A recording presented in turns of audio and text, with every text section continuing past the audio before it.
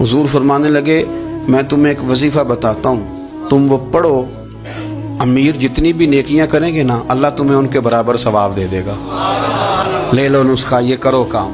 या रसूलल्लाह बताएं, फरमाए रात को ना 33 बार सुभान अल्लाह पढ़ा करो, 33 बार अल्हम्दुलिल्लाह पढ़ा करो, 34 बार अल्लाहु अकबर पढ़ा करो। अब जितनी भी नेकियां अमीर करेंगे ना तुम्हारे वजीफे की बरकत से अल्लाह तुम्हें उनके बराबर सवाब अता कर दे। घर चले गए, वजीफे पढ़ने लगे। कुछ दिनों के बाद उनमें से कुछ लोग वापस आए।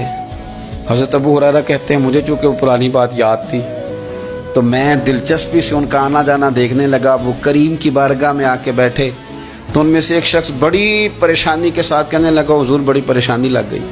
फरमाया क्या हुआ?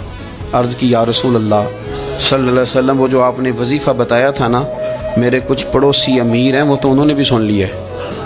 हुजूर रात मैंने सुना है वो मालदार बंदा है, सदके खैरात भी बड़े करता है, गुलाम भी बड़े आज़ाद करता है, पर वो भी सोते वक्त 33 बार सुभान अल्लाह पढ़ रहा था। वो तो उसने भी सुन लिया हुजूर, वो बात यहाँ से निकली है, जाने कहाँ कहाँ पहुंची है, तो वो भी पढ़ रहा था। हुजूर अब क्या बनेगा?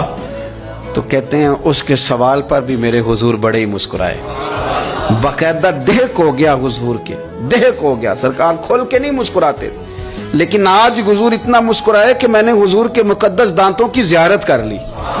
देहक हो गया बाकायदा हुजूर का। हुजूर फरमाने लगे उन्होंने भी सुन लिया हुजूर, वो तो उन्होंने भी पढ़ना शुरू कर दिया, अब हम क्या करें? तो रसूल करीम ने फरमाया वो भी पढ़ रहे हैं, हुजूर पढ़ रहे हैं। तो फरमाया ज़ालिका फ़ज़लुल्लाह युतीही मन यशाअ। भाई फिर ये तो अल्लाह का फजल है ना, वो जिसे चाहे अता करे। अब ये हुजूर ने कह दिया तो हज़रत अबू हुरैरा कहते हैं मैंने पलट कर उन लोगों के चेहरे देखे, कुर्बान जाएं, मैंने फिर उनके चेहरों पर इतना